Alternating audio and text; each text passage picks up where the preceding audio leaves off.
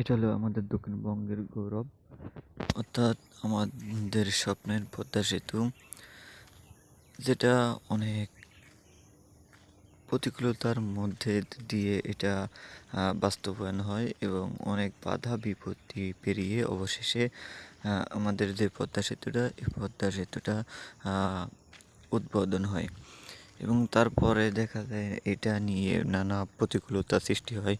অনেকে অনেক রকমের ইয়ে করে।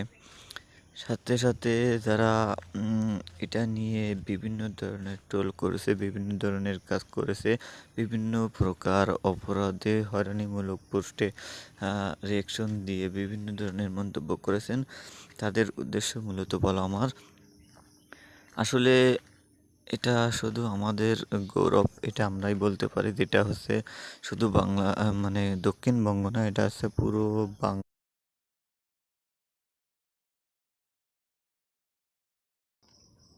এই সরকারি সম্পত্তিটা আসলে কিন্তু আমাদের সকলের রক্ষা করার মূল দায়িত্ব, কারণ এটা সরকারের একার পক্ষেই সম্ভব হয়নি।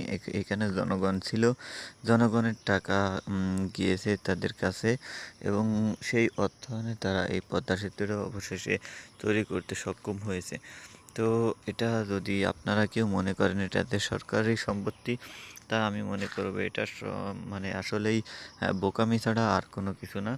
তা শুধু যে আপনারা বলবেন যে এটা আসলে আমাদের কতটুক আপনারা মনে করতে পারেন, কিন্তু আসলে এটা সম্পূর্ণ আপনি চিন্তা করেন একবার, এটা কিন্তু সরকারি সম্পত্তি হলেও এই সরকার এই অর্থায়নটা কোথায় পেল, কিভাবে করলো, আপনাদের এটা চিন্তা করতে হবে।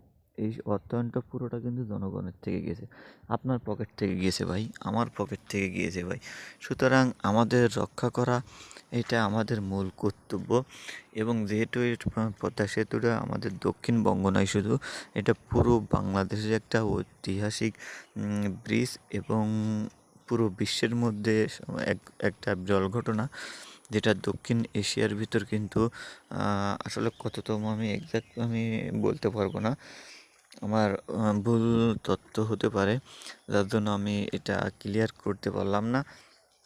তো এটা রক্ষা করা আমাদের সকলের দায়িত্ব।